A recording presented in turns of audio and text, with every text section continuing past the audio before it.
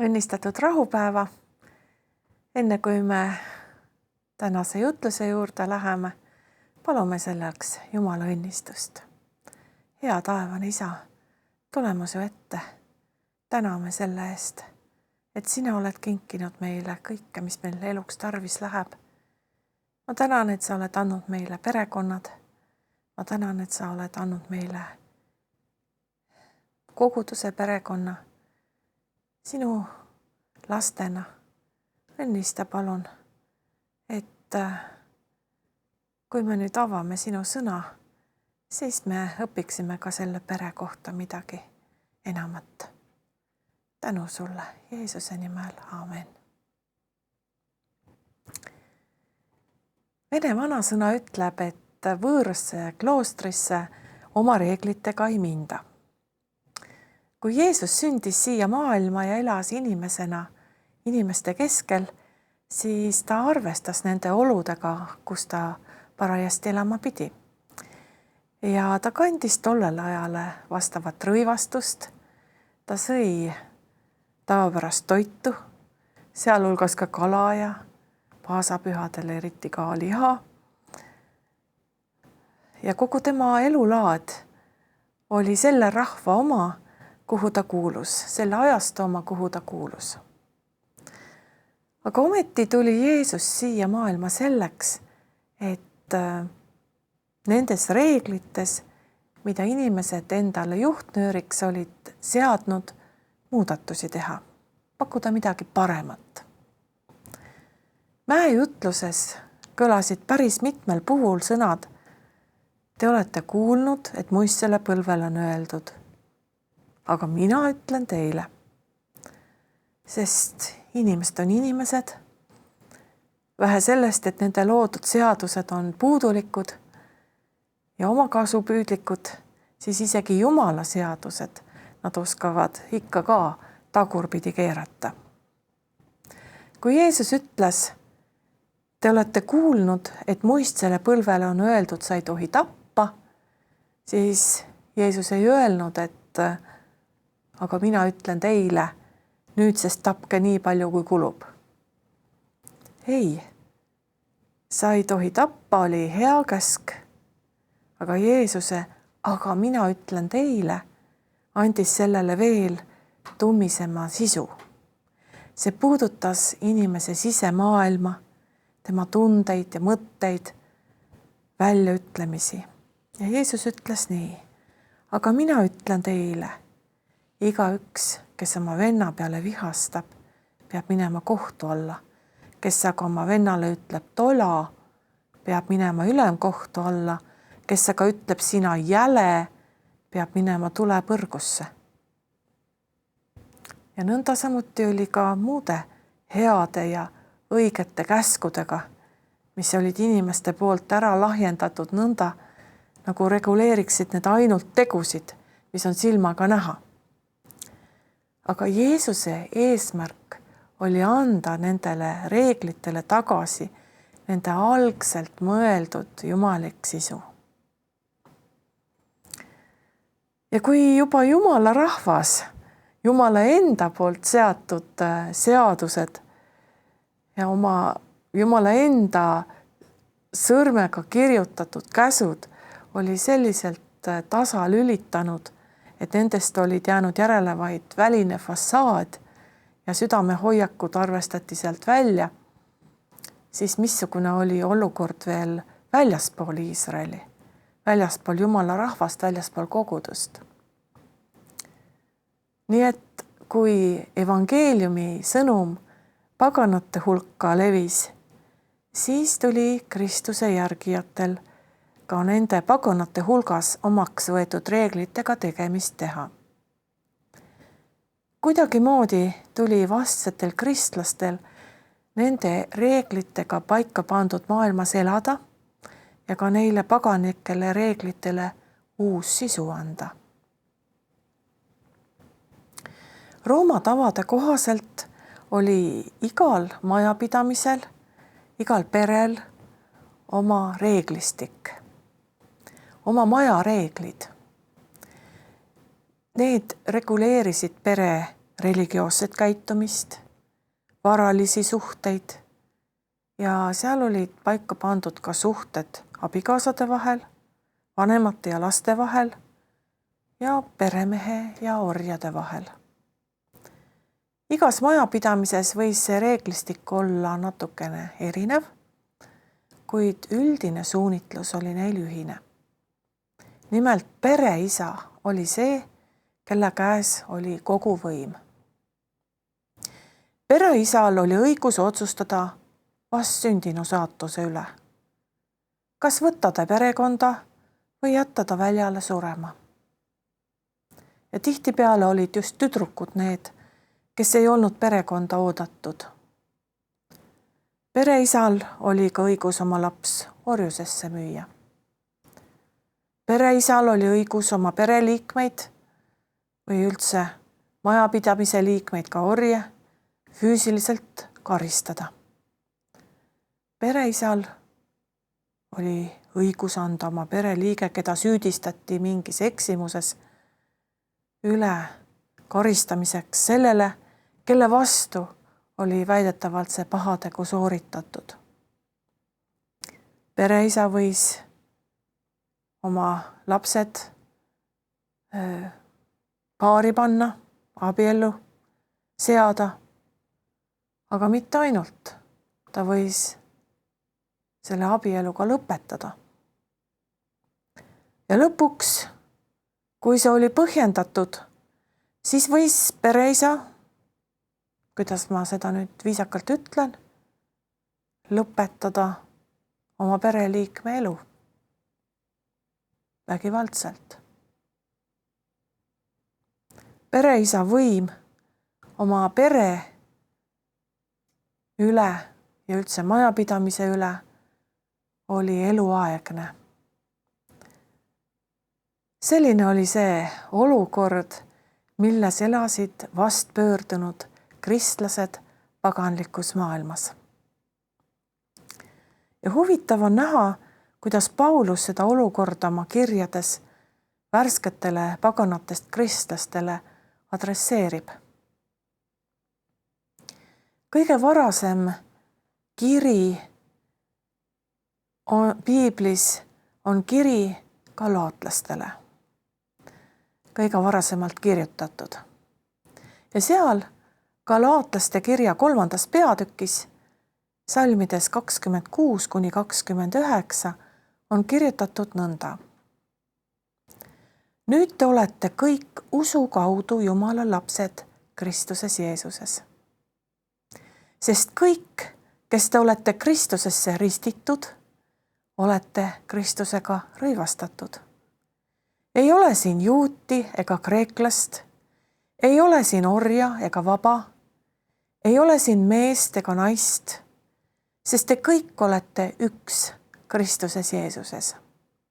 Kui te olete aga Kristuse päralt, siis te olete järelikult Abrahami sugu ja pärijad tõotuse järele. See on Pauluse poolt väga tugev ja julge avaldus.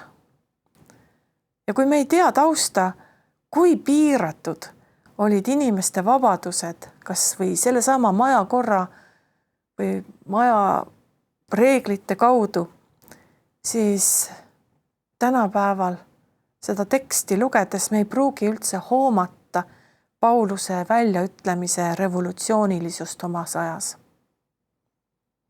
Põhimõtteliselt ütleb Paulus seda, et kui sa oled ristitud, kui sa oled Kristuses, siis sul on uus perekond. Jumala perekond. Sa oled Abrahami sugu ja sa oled tõotuste pärija. Sul on täiesti uus majareeglite süsteem. Ja selle süsteemi järgi on kõik võrdsed. Erinevad rahvused, orjad ja vabad, mehed ja naised. Kui mina oleksin tollel ajal üks nendest värsketest kristlastest, siis ma oleksin vaimustuses. Aga siin muidugi oleks olnud ka üks suur aga. kuidas praktiliselt oma uut identiteeti elada. Ma võin ju uskuda, et ma olen Jumala laps ja et Jumala perekonnas on kõik võrdsed. Aga see ei muuda fakti, et minu abikaasa või äi või vanaisa, oleneb siis minu perekondlikust staatusest,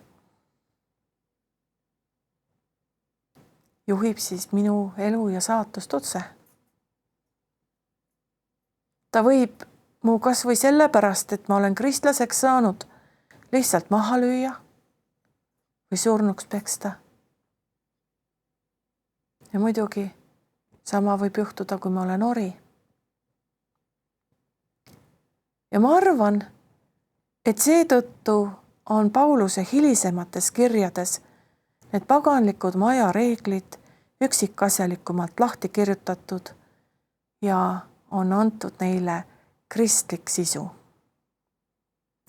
Ja minu meelest on kõige parem ja süsteemsem lähenemine sellele teemale kirjas efeslastele, kus on nõuanded järjest kõigis 3 valdkonnas.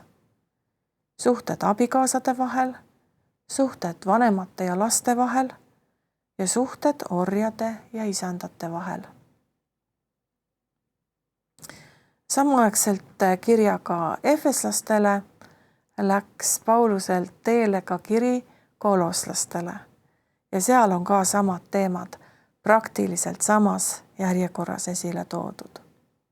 Ja veel on viiteid paganliku majareeglistiku nii-öelda kristliku kasutamise kohta või kristlikumaks muutmise kohta Pauluse esimeses kirjas Timoteusele, Pauluse kirjas Tiitusele ja Peetruse esimeses kirjas.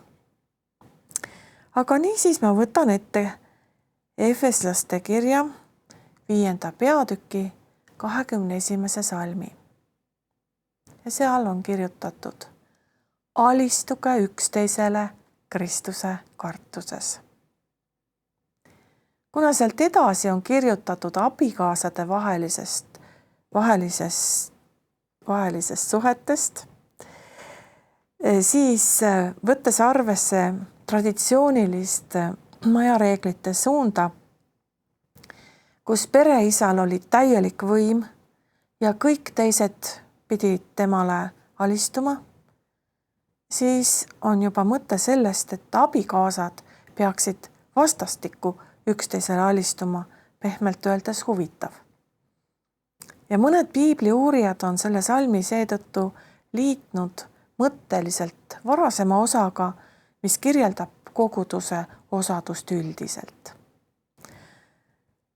Olgu ta siis nii või teisiti, aga sellegipoolest tuleb siit välja, et Pauluse nõuannete ja reeglite järgi ei ole pereisal mitte ainult õigused, vaid ka kohustused.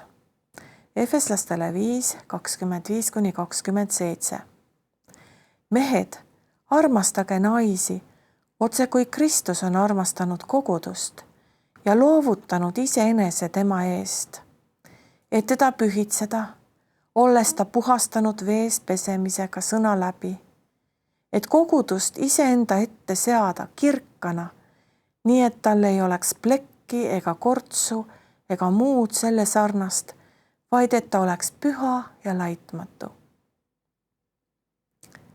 Armastamine ei peaks olema mingi kohustus, aga arvestades konteksti, kus pereisandatel polnud mitte mingisuguseid kohustusi, siis on seegi suur muutus, et see armastus on siin kohustusena välja toodud. Kristlastest pereisade eeskujuks pidi olema Kristus, kes oli mõnes mõttes ju üsna sarnane nende suveräänidest pereisandatega, kellele kõik alistusid. Ja nad võisid oma alamatega teha mida iganes. Ja tõepoolest, Jumalale ei saa keegi öelda, et mida sa nüüd teed. Tee nüüd nii, aga mitte teisiti. Jumala käes ongi kogu võim. Jeesus aga tõlgendas seda võimu hoopis teisiti. Ta ütles oma õpilastele Luuka evangeeliumis 22. peatükis 25. salmist 27. Rahvaste kuningad peremehetsevad nende üle ja neid, kes nende kallal meelevallatsevad, hüütakse heategijateks. Nõnda ei tohi olla teie seas, vaid suurim teie seas olgu nagu noorim ja juht nagu see, kes teenib. Sest kumb on suurem, kas see, kes istub lauas või see, kes teenib? Eks see, kes istub lauas. Ent mina olen teie seast nõnda nagu see, kes teenib. Hoolimata sellest, et Kristusele kuulus kogu võim üle taevaste, alandas ta ennast ja sai inimeseks. Mitte inimeseks kui kuningaks, vaid inimeseks kui teenijaks. Lisaks läks ta oma kalli pruudi ehk koguduse eest surma, et teda pühitseda ja puhastada, et tal, see tähendab kogudusel, poleks ühtegi kortsu ega plekki, vaid et ta oleks laitmatu. Kokkuvõttes Kristuse juhtiv roll koguduse elus seisnes just armastuses tema vastu ja selles, et tema kallim ehk kogudus, vähe sellest, et ta näeks välja võimalikult heas valguses, vaid Kristuse eesmärk oli, et ta olekski täiuslikult kena, laitmatu. Paulus kirjutab küll, et ta räägib Kristusest ja kogudusest. Aga teema lõpetuseks lisab ta veel. Efeslastele 5:33. Igal juhul armastagu ka igaüks teie seast oma naist nii nagu iseennast, aga naine kartku meest ehk pidagu mehest lugu, võib ka tõlkida. Ja see oli tõepoolest midagi uut. Kui tollal tavapäraste majareeglite järgi oli mehel õigus mingite eksimuste korral oma naise eluküünal kustutada, siis kristlike majareeglite järgi oli peremehe ülesandeks tagada oma naisele igakülgne armastus, toitmine, hellitamine ja seda isegi oma elu hinnaga. Mehe auasjaks sai, et naine oleks tema jaoks ilus, kortsudeta, plekkideta, püha ja laitmatu. Ja nõnda samuti tõi Paulus välja vanemate kohustused laste suhtes. Jällegi täiesti uus teema tollasel ajastul. Efeslastele 6:4. Ja teie, isad, ärge ärritage oma lapsi vihale, vaid kasvatage neid juhatamise ja manitsemisega issanda tahte järgi. Ja et komplekt oleks täielik, käsib Paulus kristlikel isandatel orjade ähvardamine maha jätta. Nii on 6. peatüki 9. salmis öeldud Efeslaste kirjas. Teades, et nii neil kui teil on isand taevas ning tema juures ei ole mingit erapoolikust. Kõigis 3 suhete valdkonnas täitis kristlus maja reeglid uue sisuga, alandlikkuse sisuga, armastuse sisuga. Loomulikult oli Jeesuse õpetus tasakaalustatud, ka naised pidid alistuma oma meestele otse kui issandale, Efeslastele 5:22. Ja lapsed pidid austama oma isa ja ema ning olema neile kuulekad, Efeslastele 6:1-3. Ja orjad pidid samuti oma maistele isandatele kuuletuma, mitte silmapetteks, otse kui inimeste eest lipitsemiseks, vaid nagu Kristuse sulased, kes kõigest hingest teevad Jumala tahtmist, Efeslastele 6:6. Kristlike majareeglite uus sisu on jätnud jälje maailmale. Ja tänu sellele oleme meie suures osas, vähemalt kristlikes maades, jätnud selja taha orjuse kui sellise. Avalikkuse ees peetakse õigeks kõiki lapsi armastada, nendest hoolida, nende õigusi austada. Ja ka naistel on vähemalt deklareerituna meestega võrdsed õigused. Ja see on tänu kristlusele, neile muutustele, mis hakkasid tänu Kristuse õpetusele ja eelkõige Kristuse eeskuju tõttu ühiskonda seestpoolt muutma. Kristuse eeskuju on aidanud paljusid usklikke pereisasid, pereemasid ja lapsi alandlikkuse, üksteisele alistumise ja kuulekuse teel. Hoidkem neid muutusi, pidagem neid kalliks, sest Kristus on ka sellepärast surnud. Amen. Me palvetame. Hea Jumal, ma tulen veel kord sinu ette tänuga selle eest, et sina oled hea isa. Et sina ei ole karm majaisand, kes oma tujude järgi talitab. Jumal, sinu eesmärgiks on seada meid kõige paremale positsioonile. Seada enda ette laitmatuna. Ja sina oled seda teinud, ohverdades oma poja. Jumal, ma tänan Kristuse armastuse eest, mis on meile eeskujuks, et ka meie armastaksime oma pere liikmeid samamoodi, aga ka koguduse pereliikmeid. Palun õnnista meid, et me hoiaksime nendest ideaalidest kinni, isegi siis, kui kõik ei ole nii hästi.